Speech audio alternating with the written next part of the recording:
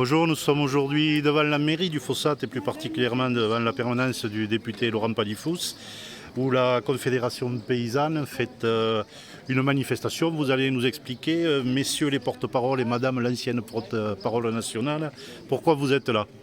Dites-nous. Alors déjà, on est nombreux ici en ce dimanche, où il fait beau, à Payès, mais c'est dans toute la France que ça se déroule. Il y a des manifestations dans toute la France, avec un point d'orgue demain, devant ou près du Sénat, pour contrer cette loi du plomb, dont M. Panifous, député de l'Ariège, ici présent à sa permanence, a voté la motion de rejet avec la droite et l'extrême droite.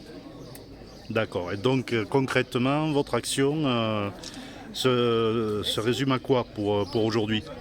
Notre action est totalement pacifiste, elle est là pour montrer à la population, parce qu'on n'est pas seulement que des paysans, il y a tout un collectif qui est avec nous, aussi bien en Ariège qu'au niveau national, pour montrer que cette loi du plomb, elle va vers le désastre de l'agriculture paysanne.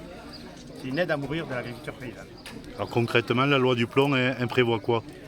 La loi du plomb, elle prévoit l'extension des méga-bassines pour un intérêt dit général et majeur.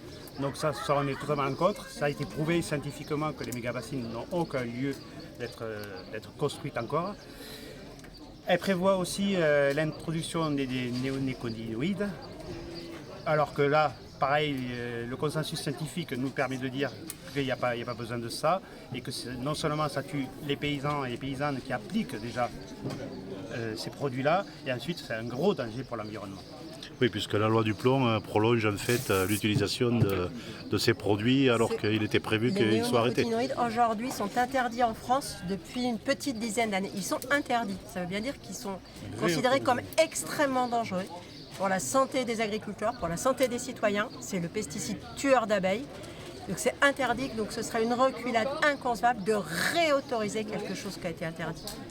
C'est vraiment de ça qu'on parle. Concrètement, puisque la loi a été votée, vous pouvez faire quoi? Non, elle n'a pas été votée. La loi n'a pas été votée. Cette loi qui s'appelle Duplon, c'est le nom d'un sénateur.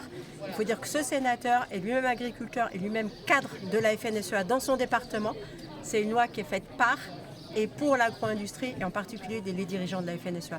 C'est une loi qui est contraire aux intérêts des agriculteurs. L'immense majorité des agriculteurs, ce qui nous complique notre tâche au quotidien, c'est le manque de revenus. C'est les aléas climatiques, la preuve, parce que le soleil de plomb, la sécheresse qu'on a sur notre tête aujourd'hui, c'est les aléas sanitaires, la fièvre catarrhalovine qu'on a pris l'an dernier. C'est sûrement pas de ne pas pouvoir utiliser un pesticide hyper dangereux. C'est sûrement pas de construire des méga-bassines. Pour l'eau, ce qu'on a besoin, c'est de partager l'eau, pas de construire des méga-bassines pour quelques-uns. Et c'est sûrement pas de favoriser encore et toujours les fermes-usines, l'élevage industriel, qui concerne une minorité d'éleveurs. Donc voilà, cette loi, elle a tout faux. Elle a été dictée par l'agro-industrie pour l'agro-industrie. Elle a été approuvée au Sénat en janvier dernier. Elle n'a pas été discutée à l'Assemblée à cause de la motion de rejet qu'a voté Laurent Panifous. Et du coup, elle fait l'objet demain. C'est pour ça qu'on est là aujourd'hui et qu'on sera demain à Paris.